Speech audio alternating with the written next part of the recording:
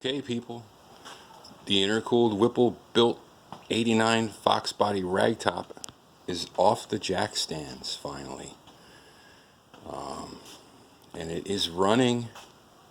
There's a few issues, like I didn't set the timing yet because I can't find my timing light, for one, and for two, I can't even see down in there to see where it's at. So much stuff jammed up in there, so that's going to be fun. And the fuel pressure is at 55 psi, so I'm sure that's probably not helping. But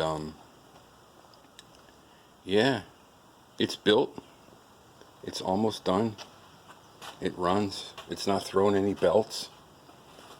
The distributor, well, the remote mounted module over here seems to be doing its job. I had a little trouble with that at first, getting the spark, but that's solved. There's the two intercoolers that barely fit in there.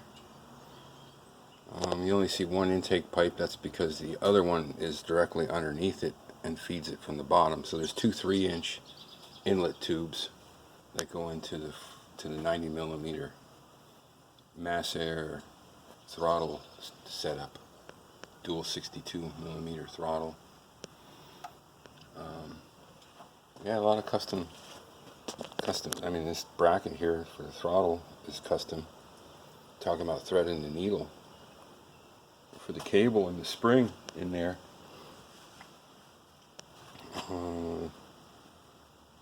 Two intake sensors, air, the discharge, and then there's one buried in the intake manifold, so I know how efficient or not efficient the intercooler setup works. And I did test the pump and the cooler fans, pusher fans up here, and everything's working fine there. I have yet to test the electric fan for the engine, but yeah, there's some minor issues to take care of, but everything's. I'm looking for the keys. This is typical. Oh, here we go. The keys. There they are. See about firing it up. I noticed this thing. I don't know if it's going to fire up. It might fire up pretty quick. But notice how fast the engine's turning over.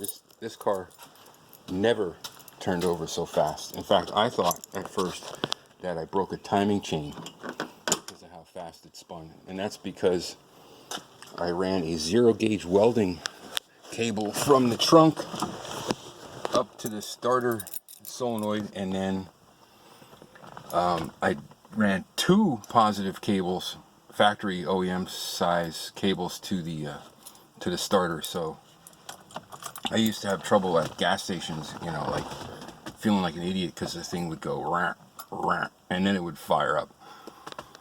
But I don't think that's going to happen anymore.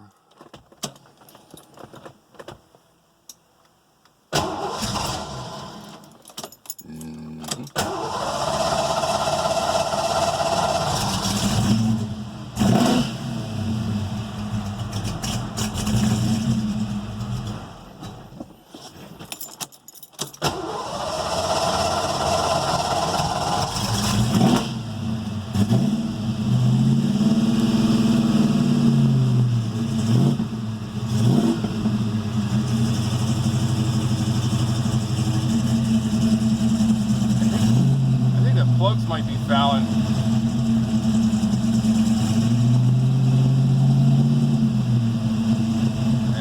Alternator belt slipped. There's two belts, so only one belt runs the alternator, or the alternator is the only thing run by one belt, and that's a manual adjustment, so I think I need to tighten that. The other one that runs everything else, including the supercharger, is an automatic tensioner.